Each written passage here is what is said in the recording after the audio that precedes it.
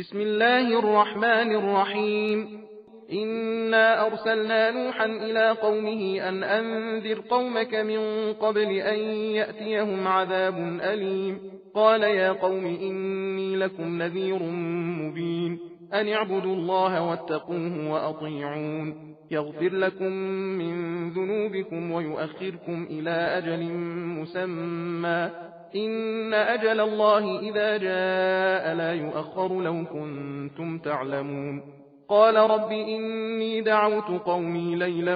ونهارا فلم يزدهم دعائي إلا فرارا وإني كلما دعوتهم لتغفر لهم جعلوا أصابعهم في آذانهم واستغشوا ثيابهم وأصروا واستكبروا استكبارا ثم إني دعوتهم جهارا ثم إني أعلنت لهم وأسررت لهم إسرارا فقلت استغفروا ربكم إنه كان غفارا يرسل السماء عليكم مدرارا ويمددكم بأموال وبنين ويجعل لكم جنات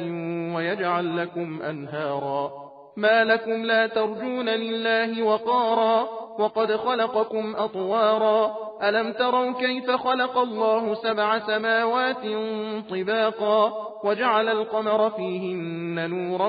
وجعل الشمس سراجا والله أنبتكم من الأرض نباتا ثم يعيدكم فيها ويخرجكم إخراجا والله جعل لكم الأرض بساطا لتسلكوا منها سبلا فجاجا قال نوح رب إنهم عصوني واتبعوا من لم يزده ماله وولده إلا خسارا ومكروا مكرا كبارا وقالوا لا تذرن آلهتكم ولا تذرن ودا ولا سواعا ولا يغوث ويعوق ونسرا وقد أضلوا كثيرا ولا تزد الظالمين إلا ضلالا مما خطيئاتهم أغرقوا فأدخلوا نارا فلم يجدوا لهم من دون الله أنصارا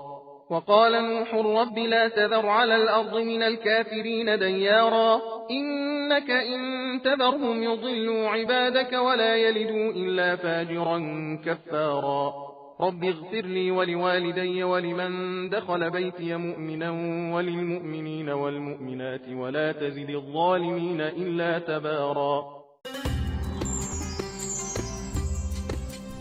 सबील कुरान हिदायत का रास्ता।